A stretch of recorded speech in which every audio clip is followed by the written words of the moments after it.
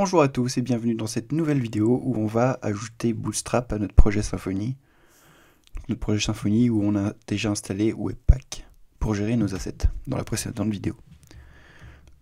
Donc on va retourner sur la documentation de Webpack du front-end Symfony et on a un petit onglet Using Bootstrap, CSS et JS. Donc on va cliquer dessus et il nous propose de faire un yarn add bootstrap-dev. Donc c'est ce qu'on va faire dans notre projet et Yarn va installer nos modules Bootstrap.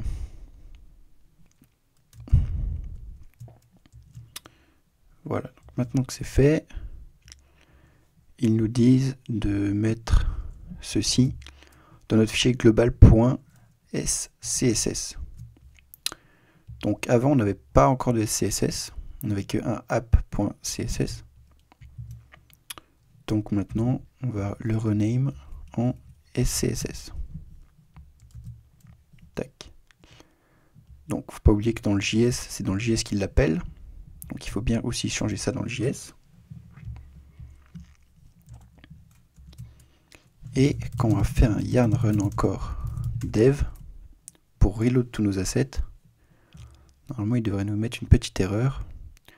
Donc voilà, il n'arrive pas à comprendre ce que SAS veut dire, donc il nous propose d'installer SASLoader et NodeSAS. Pour ça, il nous a déjà fait la petite commande qui va bien, donc on a juste à copier-coller. Et il nous dit aussi d'ajouter Enable SASLoader à notre Webpack config. Donc c'est ce qu'on va faire pendant que ça charge. On peut voir qu'il est là, on a juste à le décommenter et c'est bon. Donc maintenant, là, il a presque fini de charger.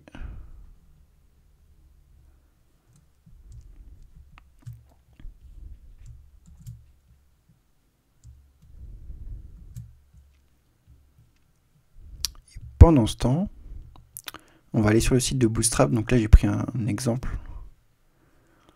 Sur le site de Bootstrap, vous avez une petite partie exemple. Moi, j'ai pris cover. Et dans cover, je vais tout simplement faire un commande U, prendre le code source pour qu'on puisse tester après tout ça. Donc dans template, je vais mettre ça comme ça à la va-vite. On va pas encore faire de bloc tweak, tout ça. On va juste mettre ça pour tester. Faut pas oublier de récupérer dans base notre encore entry links qu'on a vu dans la première vidéo et le mettre à la place du CDN qui est ici.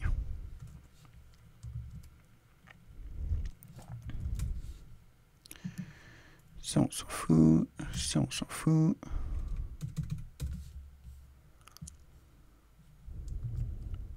Et le JS aussi. Donc là ils n'ont pas appelé le JS mais nous on va le mettre quand même, ça ne coûte rien. Enfin si. Mais bon, c'est pas grave. On va le mettre là, c'est pas très beau. Mais pour l'instant, c'est pas le but de la vidéo.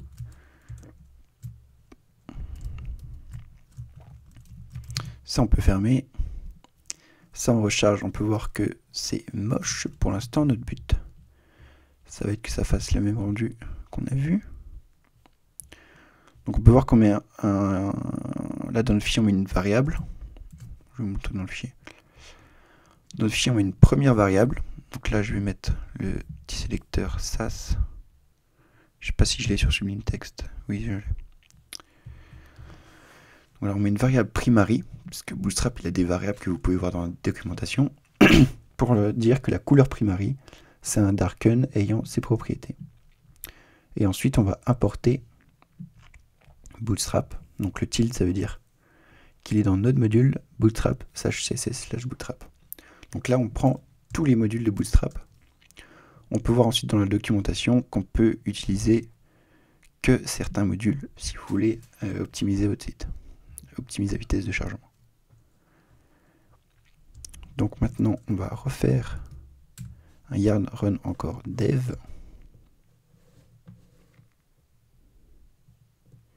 Et cette fois-ci, ça a bien compilé.